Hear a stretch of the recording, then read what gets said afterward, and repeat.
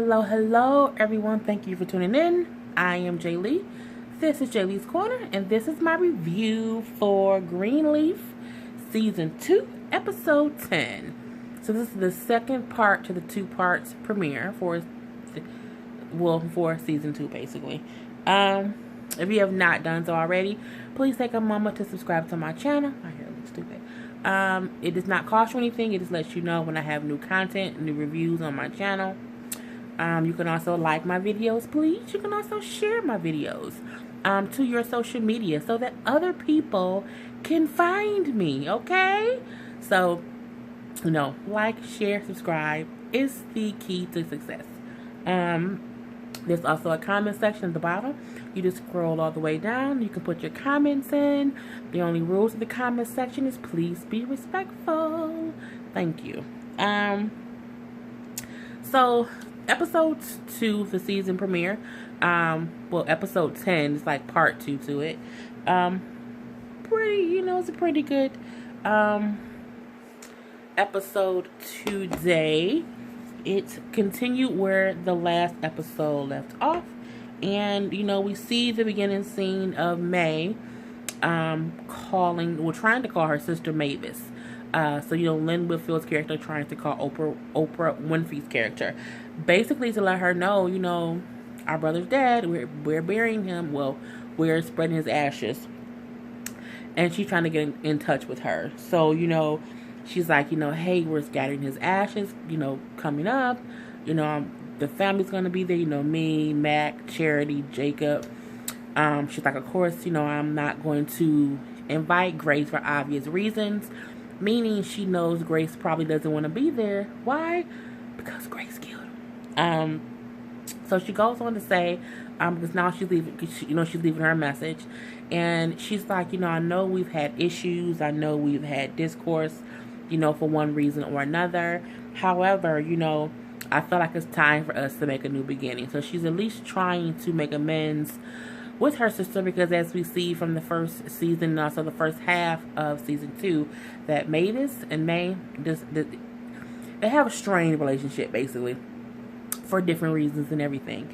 But she's like, basically now they're kind of all they have. Their father passed away, now their brother passed away. So, when all you have is your sister, you kind of want to, have a good relationship with your last surviving family member. So we have that whole opening scene. The next scene, we see Grace waking up in a different bed. And I'm like, that ain't her bed from the Greenleaf mansion.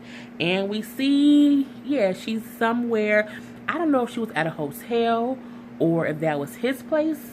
But she's somewhere with Darius. And we see that Darius slept on the couch and she took the bed. And, he's like, oh, yeah.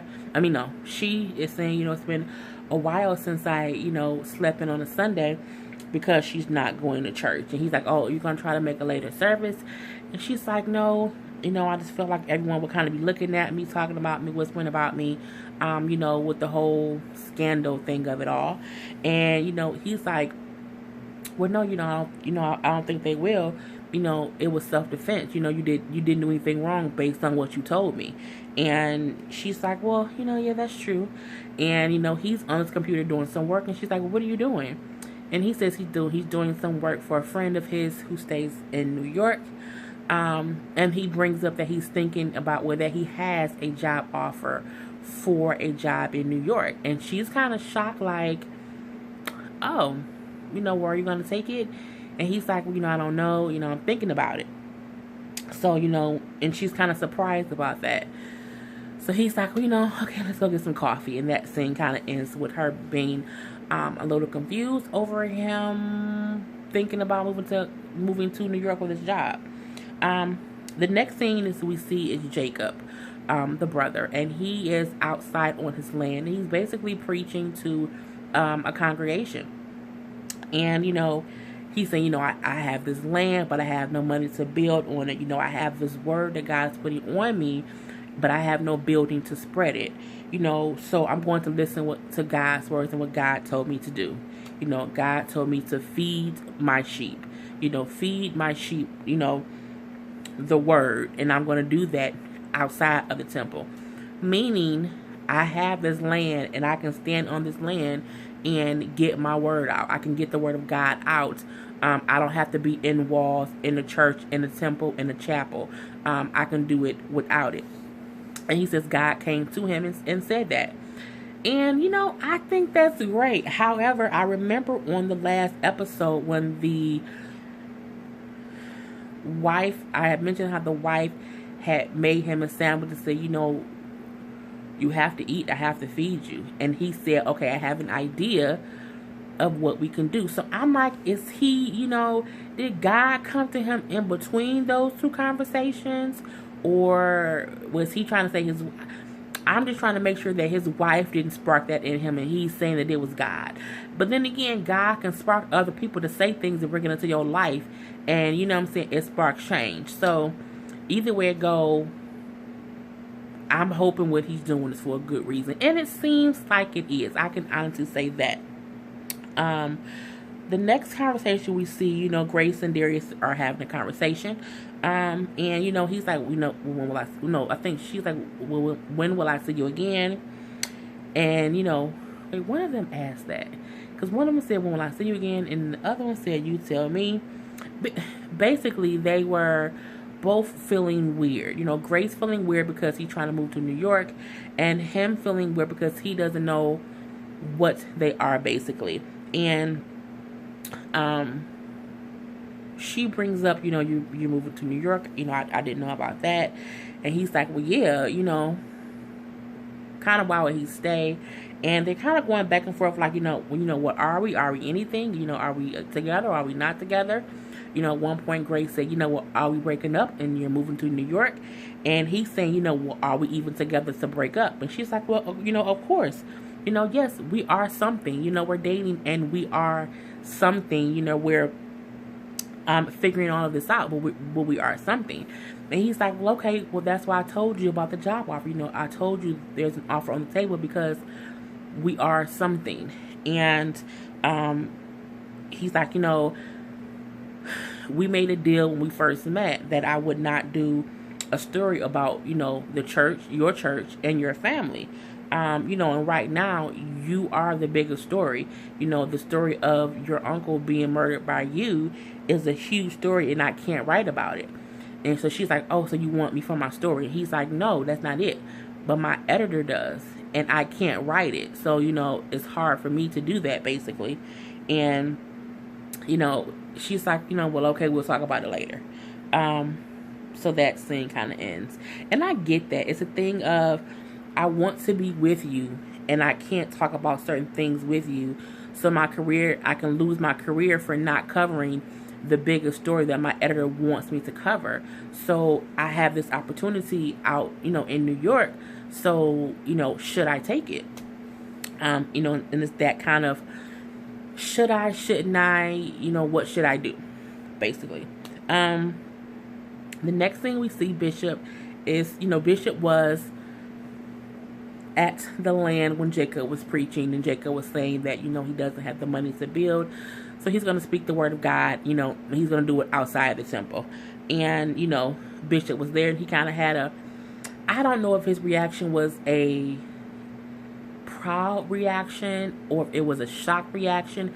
It was just a reaction like when Jacob said, I'm going to, preach outside the temple. His father was just like, and it was like a, so I'm like, was that my son was listening to me all this time and I didn't realize it, maybe he can be co-pastor, or was it, you use the stuff I said to get over on people. I don't know which way, he was going with it.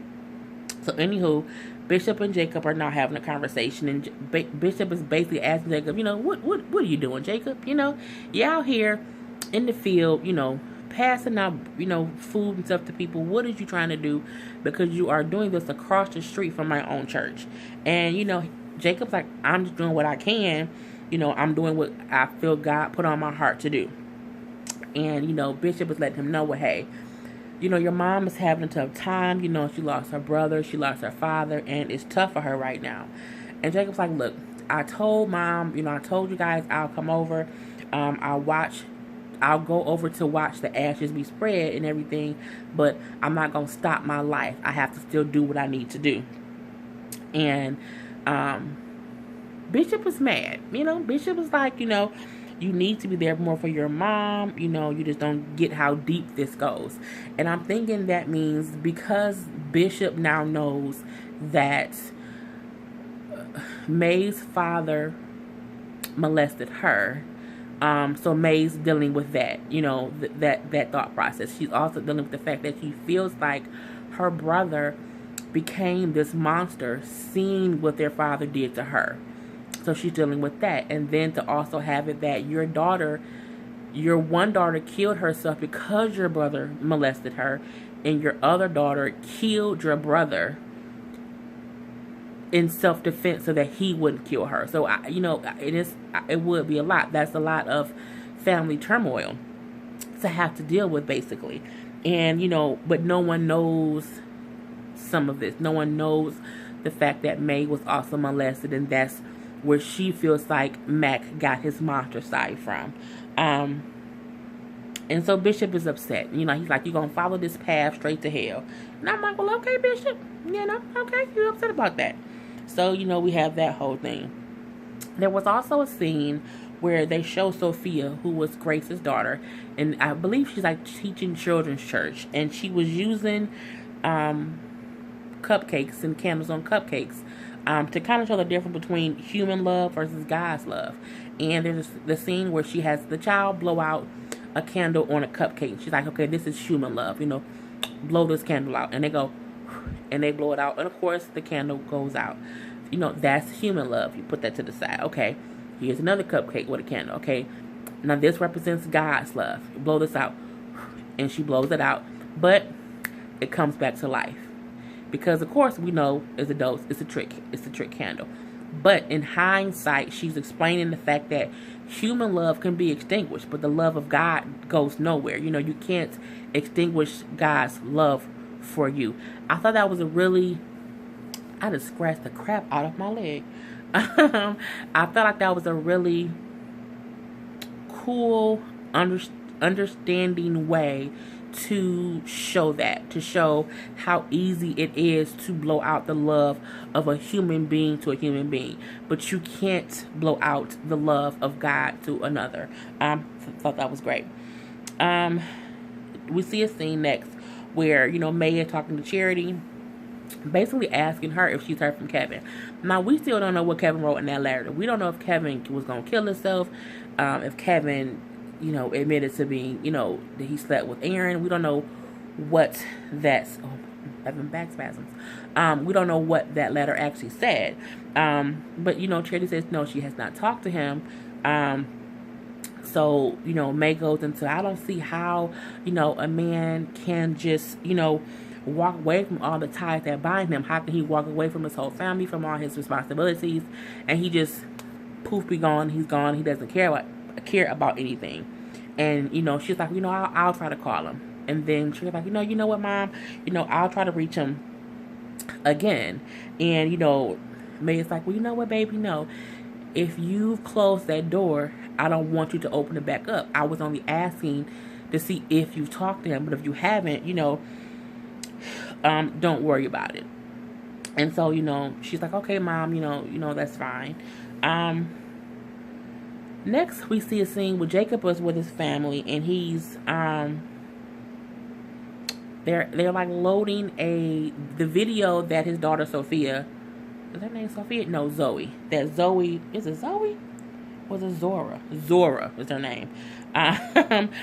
Zora was recording Jacob outside on the grounds preaching, so they're loading some of that video to, a web page for the church that he wants to have. And, we see his daughter was proud of him. He looks good. He sounds good. The word he's saying sounds sincere. And, they're all proud of him, basically. And his wife was like, you should be on TV. We should get this on TV. And he's like, no, I think we're doing the right thing right now by keeping it small. And I feel like he's come a long way. If you recall in season 1, Jacob was cheating on his wife with a secretary of the church. You know what I'm saying? He was actively cheating on his wife. And that isn't even, he's just come a long way from that to being a family man, to not being not being an a-hole to his wife and his family. But when he was saying, like, I think we should keep things small, his wife, for some reason, I don't know if it was a look of concern, if it was a look of, I want more, why can't you want more? I'm going to say it was more of a look of concern, maybe with him not wanting to expand and do more and make this a bigger thing. So we shall see what that really means. What that look really meant at the end when, he said we should keep it small. We next see a scene where Charity is leaving Kevin a message. And she still doesn't go into depth of what the letter said. She just leaves a message saying, this is the person you used to call your best friend, the person who used to be your wife, the mother of your son. I'm taking care of everything without you being here. I'm taking on all the responsibilities, and it's not fair. It's not fair that you just up and left your family, and you left everything for me to handle. It's not right, Kevin. How can you just up and leave like that? So I'm assuming the letter that he left said, we're divorced. I can't do this. I'm taking myself out of the equation. I'm gone. You know what I'm saying? I'm assuming that's what it said, because she's saying, like, how can you leave your whole family just like this or whatever. So, but again, she's never said what the letter actually said. We see the next scene. We see Sophia and Zora on a double date. And we know that Sophia has the same boyfriend that she was dating last time. Zora's kind of being an a-hole to the other kid who she's supposed to be on a date with. Basically because she's so in love with that other boy who was really mean and rude to her, and he's probably going to abuse her. I'm just going to say it. I'm just going to put that prediction out now. That singing boy, that church singing boy who she was kicking it with last season, who told her that she needs to shut up and not critique him, and she needs to sit there and be quiet. She gonna end up going back with him, and he gonna end up being abusive. I can just see that happening, in some form or fashion. And, the date is not going too well between the four of them because, she's being mean to the other boy for no reason. Even if you don't like him and want to date him, you can still be friendly. So, that's kind of crazy. The whole date is over. And as Sophia and Zora are walking away, Zora asks Sophia, did you tell him about what happened at the studio? And she's like, I told him what happened because he's my boyfriend. It happened. And she's like, you don't sell out your cousin for your boyfriend.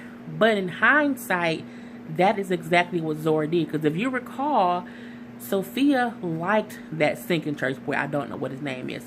Sophia liked this singing church boy and asked Zora to come with her to see him so that she can get to know him. When the boy, and she couldn't care less about that boy. Oh, I don't want to go there. I don't care about him. And when she got there and he showed interest in her and not her cousin, she basically sold her cousin out for a boy. And everybody knows if your cousin likes a boy first and the boy likes you, you can't talk to that boy. You can't. It's just the rule. So I feel like Zora in some way is selfish. But she's young, she's naive at the same time. So we shall see how that plays out.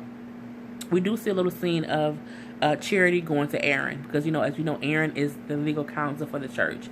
And she basically went to him to say, hey, I need you to try to find Kevin. If you can try to get some leads, look into it.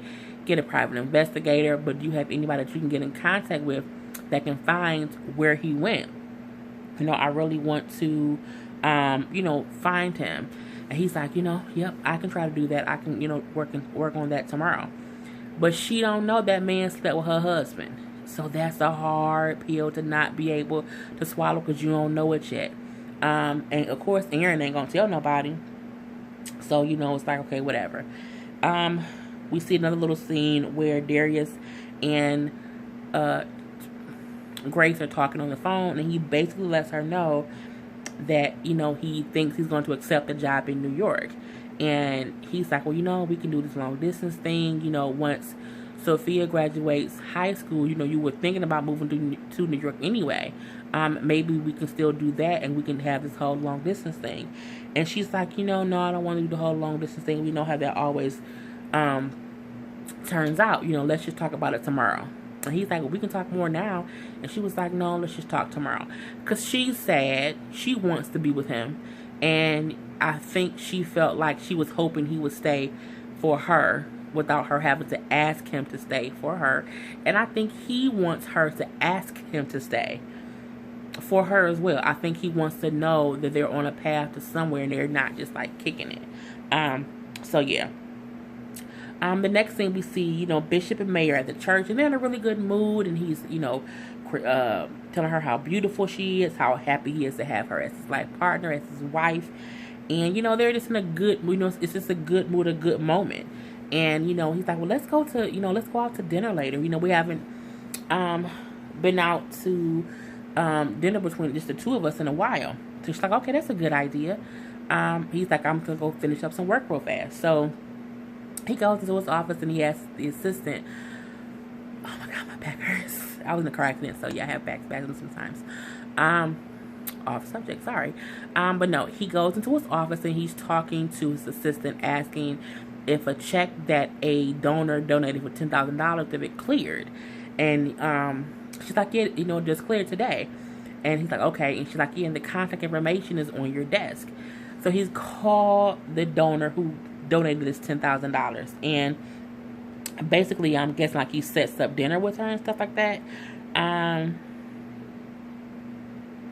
At the same time, May is in her office and the ashes for Mac has arrived, so she's not in a bad mood. She's just no longer in a I want to be social mood. So when Bishop was like, well, let's go meet up with this donor who donated the $10,000, she's like, well, no, you go by yourself. Well, I'll have time to meet this person later. I'm just not in a social mood right now. You go, go. So he goes. The next thing we see is Aaron leaving a message for Kevin. Basically saying, hey, your wife has me looking for you. We need to know where you are. If you talk to me or call me, I won't tell them where you are if you don't want me to, but I need you to call me because, they want me to hire a PI and, I don't know what to do. So, give me a call. So it was that little small scene. We also see Bishop is on his way to have dinner with his donor, and he's walking out talking to Grace. And, he basically wants Grace to be there a little bit more for her mom, May. And, he's like, your mother needs you, she really does want you around. And, she's like, I'm really finding that hard to believe. And I'm thinking she's finding that hard to believe because they have always had a strained relationship. And she probably feels like my mother could still blame me in some way because I killed her brother. So, how could she really want me around like that? And, Bishop says to her, the steadiness of your mother's love may be the strongest love after all y'all have been through. Which is true, because it's easy to love someone who you've never had issues with. It's extremely hard to continue to love someone who you've had strife with in some form or fashion. So, he was basically saying, for the issues that you and your mom have been through, that y'all have worked through, that y'all differences overall, your mother still has this steadfast love for you and is strong, and you don't even realize it. So, it's that whole conversation. Next, we see the Bishop meets with this anonymous donor. Her name is Miss Cross. And as we see, the characters played by LaToya Luckett, from Destiny's Child. And also she had her own solo albums, a couple solo albums. And Bishop is surprised. I think Bishop is surprised because she's so young. I think Bishop assumed the person donating the money would be an older person. And she looks, I'm sorry, my eye is itching. She looks young and everything. So, Bishop also looks surprised when he gets to the table to see her sitting there. And, she starts talking, and she's saying how she was married to someone, for 5 years, the whole time they were married. She never went to church. So, she donated this money because for all those years she didn't go to church. So it's basically like she's trying to, I don't know if she's trying to buy her way into heaven or get right with God, money wise, or pay her tithes. I'm not sure. But, she's like, that's why she donated the money. And I'm not sure if she was flirting with him, or in my eyes, what I think that, and I might be wrong, this is my, guess for sweet stuff on the season. I'm wondering if May got pregnant by her father, and from when he used to molest her, and maybe she gave that child up for adoption. And what if that daughter has tracked her down, because at the table she kept asking where May was, and he's like, oh, she couldn't make it, and she's like, oh, okay. And so in my head, I'm like, is that what happened? Is this going to be like, her long lost daughter? Or could it be Bishop, maybe stepped out and had a child out of wedlock, and this is the child come back to, I just feel like she is going to be a family member of some sort. And my initial thought was May got pregnant, gave the baby up for adoption because she was being molested by her father, and this daughter has come to find her, and this can be a way for people to find out what happened to May. That's just my guess. I don't know. We shall see what happens the rest of the season. Because that's why I'm saying I don't know if she was flirting or not, because it was just a weird, like, flirting but not flirting but flirting going on at that dang on table. So at one point, Bishop says to her, when anyone donates that amount of money to the church, they're automatically inducted into the bishop's round table. And he's like, a perk of being in the round table is you have access to the church jet to use for different missions. And she's like, Bishop, I don't want to be a part, of any bishop round table. Only round table I'm a part of is this one right here.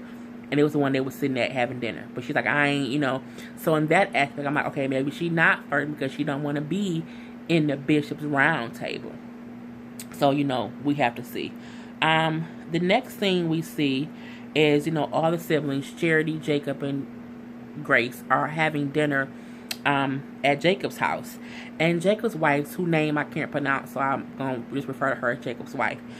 She was talking to Grace, asking Grace how she was feeling, if she was handling things all good. And Grace like, yeah, I'm doing okay. And she's like, no, you talking to anyone? She's like, well, no, I don't need to talk to anyone. I'm okay. And she's like, well, when me and Jacob was going through problems, we saw a therapist. There's no shame in seeing a therapist. And as we know, Jacob's wife and Grace don't get along all that well. They have animosity here and there between each other. It was very evident in season 1. And a little bit in season 2. But more in season 1. So Grace was like, I'm not saying there's anything wrong with therapy. Therapy is good. I'm telling you, I don't need it. And, like, point blank period. So the next thing we see is Jacob's wife, and it's weird because they have this conversation and their daughter Zora at the table. So I'm like, shouldn't y'all excuse her? Because grown folks having grown folks conversation and she ain't grown, but she was still sitting there. She's just looking around like, okay. I mean, I wouldn't want to be at the table with all the grown folks when y'all talking about the person who killed my uncle, who was a child molester. I just think I should not be privy to that conversation, but different strokes for different folks. This is a TV show. So Jacob's wife then looks over at Charity and says, how are you doing? She's like, oh, I'm okay, just dealing with everything, basically being a single mom right now. And she goes on to say, well, why did you and Kevin break up? You gonna ask this lady about why her husband broke up and your daughter's, in my day, I'm only 35, but you would make kids lead the table around grown folks' conversation. Tell that girl to go to her damn room. This is Zora. Go, do something. I don't know. Zora then says, okay, that's time for me to go. I'm leaving because you guys are having adult talk. Right, go away, little girl. So she just says Kevin's gay. And they're like, wait, what? And she's like, yeah, we broke up because Kevin's gay. And they're shocked, like, no, he's not gay. That's, he can't be gay. And she's like, no, he's gay. And then she starts laughing, and the wife was like, why are you laughing? This isn't funny. And she's like, no, this is the first time that I've said it out loud. Kevin's gay. And so she's laughing and laughing, laughing. Jacob then starts laughing, and so does Grace.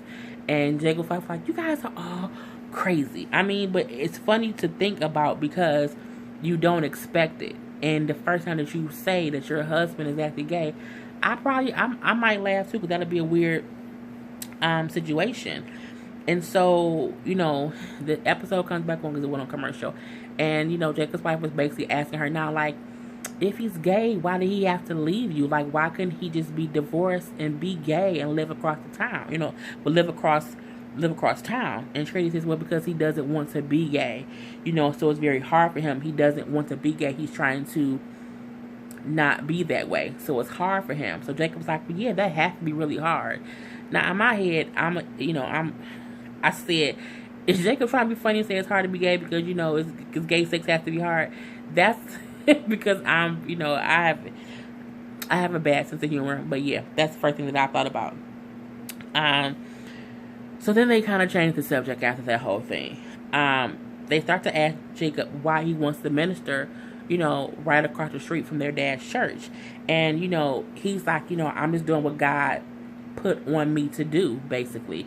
And that's what God wants me to do. So Grace then suggests, how about you just take my job? You be, the minister at the church, and then I can possibly move to New York, but that way at least you're not competing with Dad, right across the street. And, they both get mad at her for trying to leave. Even Jacob's wife gets mad at her, like, you left the first time. She's like, I left when I was 18. You had no idea what was going on at that point in time. Grace basically saying to them, I might move to New York because I'm not an effective pastor at this time. It's so much going on. My views change so often. Sometimes people don't agree with me. I think it can be good. Jacob, take my job at the church. And he's like, I don't want to go back there. No, I'm going to follow what, the sign that God gave me, and I'm going to, make my own path. And she's like, look, someone has to manage the family. Someone has to do it. And he was like, you right, Grace. Someone does have to do it. But it ain't going to be me. And it was like, oh, okay. So we then have a secondary scene of Charity and Grace going back to the house. And Charity is basically upset because Grace is thinking about leaving. And she's like, you're the only one who ever gets to leave. You're the only one who can even think about leaving. Do we matter to you at all? Do you even care? Do you only care about Faith because she's dead? We put in our time here. It's your turn. And she basically reminds Grace that she already had her chance to leave. She can't try to leave again. You left the first time. Now you're back. You have to do... The next scene that we have is Bishop coming back from the dinner. And May is at home. And she's like, is Miss Cross, will she be a new member? And he's like, no, not right now. I don't think so. And she's like, well, then why did she write the check? And he said, I think she was just trying to, pay God back, or, pay it. I can't remember what she said. Oh, trying to get right with the Lord. And she's like, okay. So it was that little bit of a short scene. There's another scene where Jacob was talking to his family because on his website, he's trying to raise money. So he raised like maybe $3,100 so far within maybe 2 days. And his daughter's like, so what are we going to do with the money? And then he was like, oh, we're going to buy food, and, try to get shelter for people who need it. We're going to help the people. All the money that we raise will be to help the people. And his wife says, well, yeah, and to build a church. And he was like, only if God tells me to. And when he said that, his wife didn't look too happy. She looked like, oh my God. Because I guess it can be a strain if you want your husband to do something to make money for the family, and he's at a point to where it's not about the money he's making, he's trying to make a difference. So I'm starting to wonder if the look that she's given is because she's trying to throw hints out to him on how he can do this and support the family, and he's not getting it. He's thinking still he's trying to help other people, and she like, we need help too. Like, our family need help. That's, I'm thinking that's more of why she's making those weird faces and stuff like that. So yeah, I'm assuming that's what it's coming from. One of the two of the last scenes is Aaron goes to see May at church, and he's telling her, I have to go. And she's saying, you can't quit right now. We need you so much. We just need you to be here. And he's like, May, I have to go. And he said it like, I don't think you hear me. I can't stay here no more. And, she get up and she says, okay, if you have to go, you have to go. But can you do me a favor and give your father my fondest regards? And I felt, I'm like, is he going to say, I need to go? And is May going to get up and say, well, when you see Kevin, tell him I said hi. I just felt like maybe May knew what happened between them, and that's why when he said, I have to go, she kind of didn't fight him anymore on it, but that's not what happened. So, but I'm still like, why do you have to go? Like, is it because it's hard for you to be there and Kevin isn't there? Is it that because you're scared that it's going to come out that you are gay? Because one of the messages the message that he left Kevin earlier, I forgot to mention, he did say, I've been where you've been, I know what you're going through. So I'm wondering if he is like gay, like not in the closet gay, not meaning he's not going around telling people he's gay, but like people know he's gay. And so he's saying he knows what it feels like to be with the first time with the man, and I know what that feels like. So I want to see where the story goes. Just because, it's a tough subject to handle. People feel so many different ways about homosexuality, in life, in the church, just all the way around. So I want to see how they tackle this issue. So the last thing that we see, well, one of the last things that we see is, Darius comes back to let Grace know that Grace is telling Darius her story of what happened with her and Mac. And he's recording it and everything. And she's like, this is my story, do with it as you will. Just when you post it, or if you write about it, give me a heads up so I can, warn my parents and the deacon board in the church. And he's like, okay. And then she's like, so when do you leave to go to New York? And he's like, I didn't take the job. And she's like, why didn't you take it? And he kind of, looking at her like, you. And she's like, oh my God, really? And then they kiss, and it's all beautiful. Aww. So we have that whole thing. And the last scene is, the whole family, May, Bishop, Charity, Jacob and his wife are at like a creek where they're going to spread Mac's ashes. And Grace pulls up, and she walks over. Her mom's like, I'm so happy you came. Because she came just to be there for her family. I think the conversation of how she always leaves, got to her. So she's like, I can't not be there. I have to be there. And as they're spreading the ashes, of course, tears are coming down her face. And, it was a great scene to see. And that was the end of the episode. So, again, Greenleaf episode, the second episode of the start of the season, it was really good. I'm dying to see where the story goes. Greenleaf is a very well written story. It keeps you guessing. You know what I'm saying? Even though I have my predictions of what could happen or what I feel like should happen, it doesn't mean it's going to happen. And for me, I don't see the writing on the wall. It's just where my mind goes. So, I'm anxious to see where they take this season. So, I am Jay Lee. Thank you for watching my review. Until next time, this is Jay Lee's Corner, and peace.